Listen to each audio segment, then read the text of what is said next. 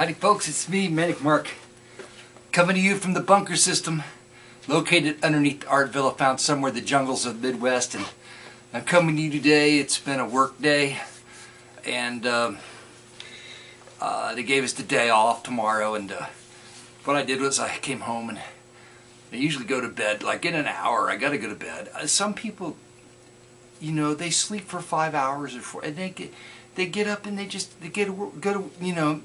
to cut all that out. Anyway, I'm not going to complain about that. I came home and I had 3/4 of a pizza, and I'm drinking. I'm sorry, but I'm drinking this beer. I'm drinking 2X's beer.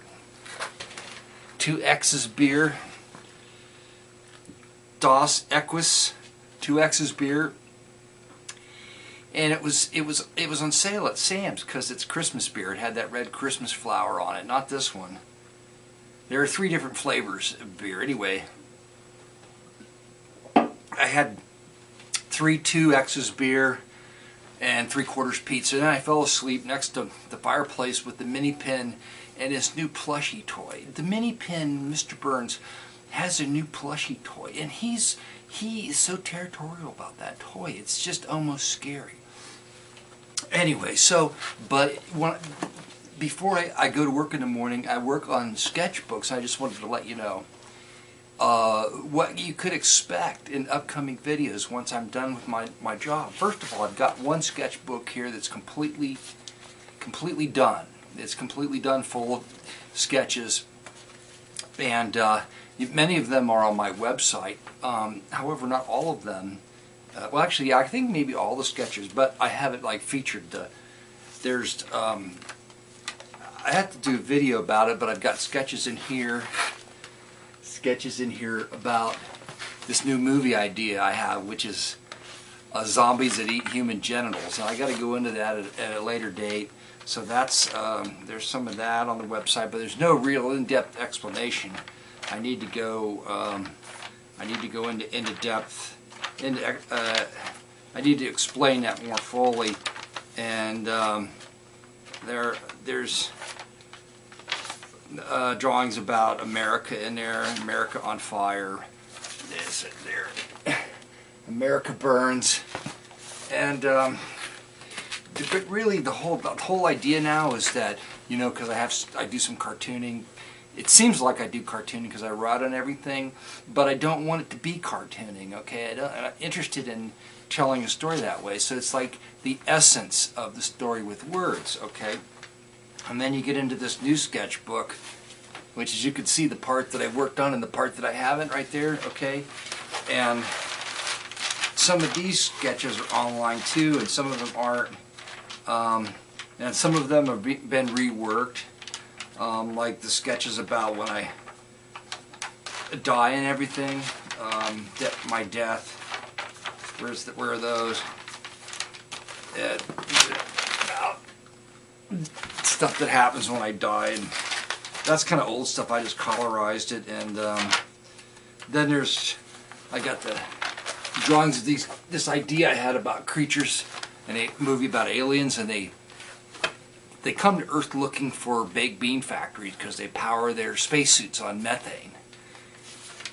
And they can't find beans anywhere else in the universe, so they come to Earth to harvest our baked beans for fuel. And there's some drawings about that in there, and then you go on, and then I just do a lot of drawings. I just call them art drawings because there's no rational explanation for any of it, except that it's just art. And you keep going through here. You go. That's already been up. That's there. Like some things like there's the Knights of the Blood Grail.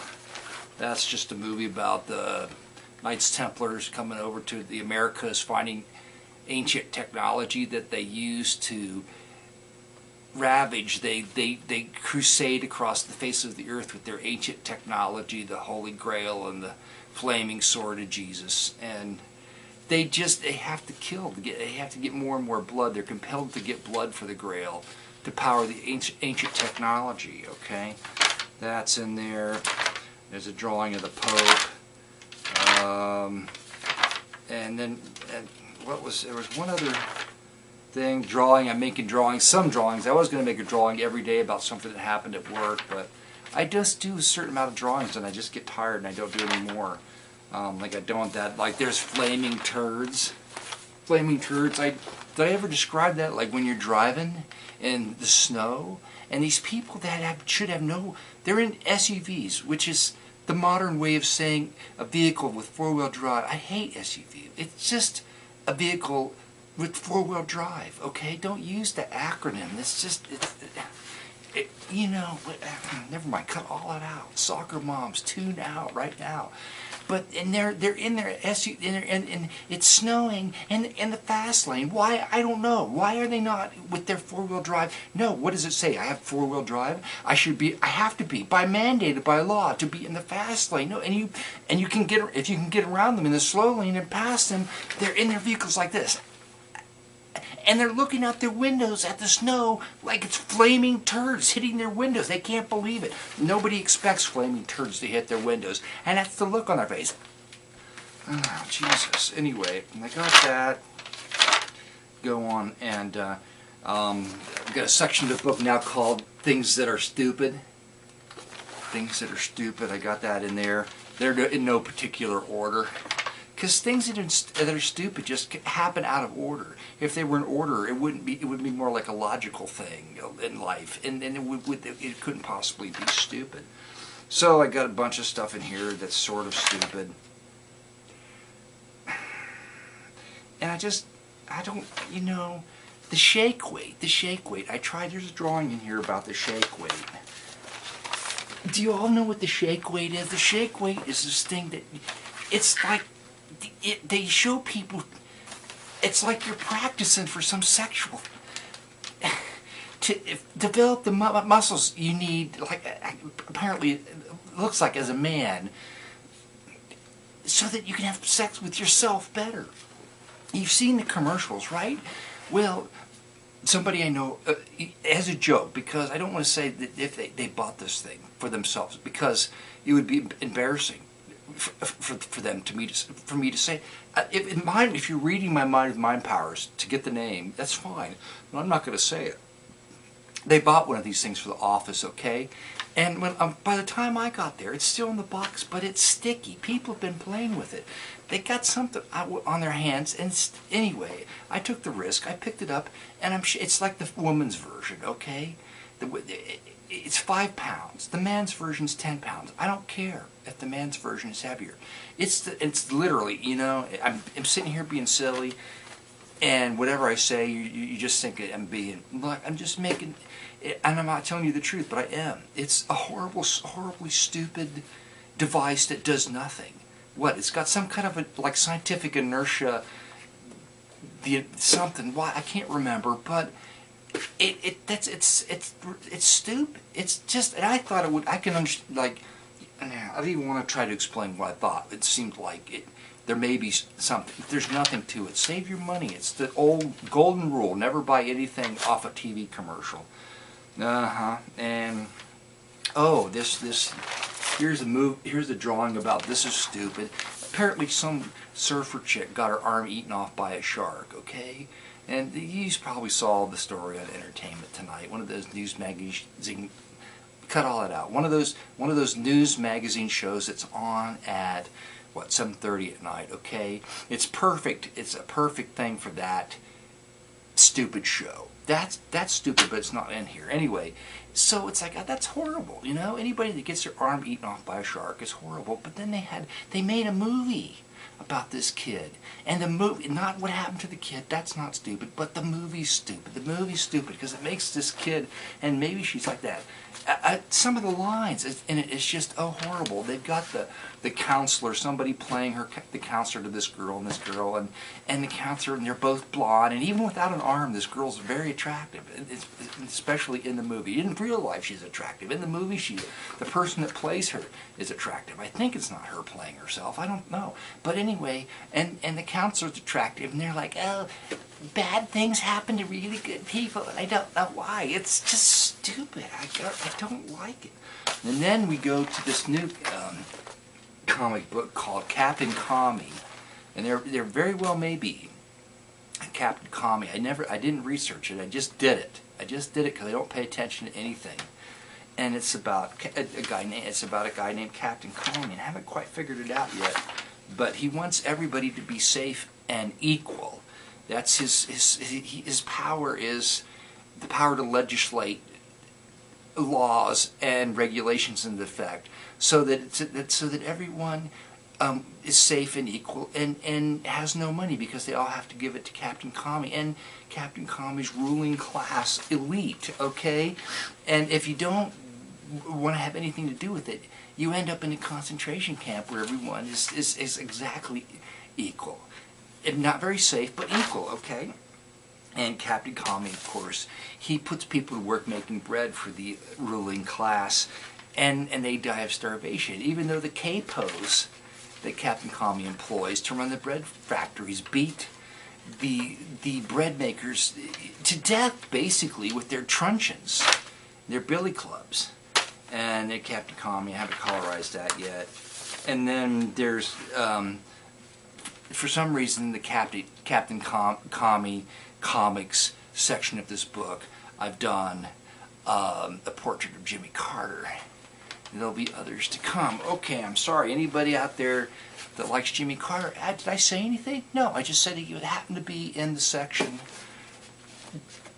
now occupied by Captain Kony. I did not go any farther. I didn't say anything more than that. Now they'll probably come knocking on my door and I'll end up in one of those camps. Anyway, that's some of the stuff you have to look forward to when I come back. Oh, I wanted to tell you, when you get a job, you need one of these. This is an impact driver, okay? It looks like a battery-powered drill. And yes, in fact, it does kind of go around. It doesn't have any settings. It's basically, you just have a thing that you put your thing in, like your screwdriver thing in it. Okay, this happens to be, this is also a good invention here too. This is a screwdriver thing. It's a sleeve that goes over your screw and your screwdriver, so your screws don't, twist and fly off.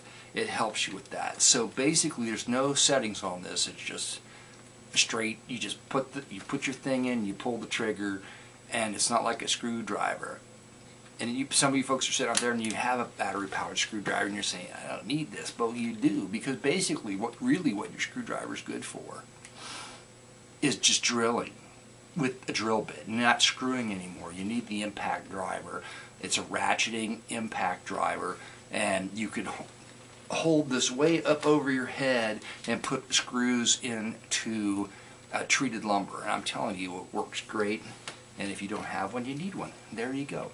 That's the end of this video with some, it's going to be a while yet, but I'll see. I had to do this. Why? Because I'm drinking my 2X beers, and I had a moment where I was feeling halfway decent about things.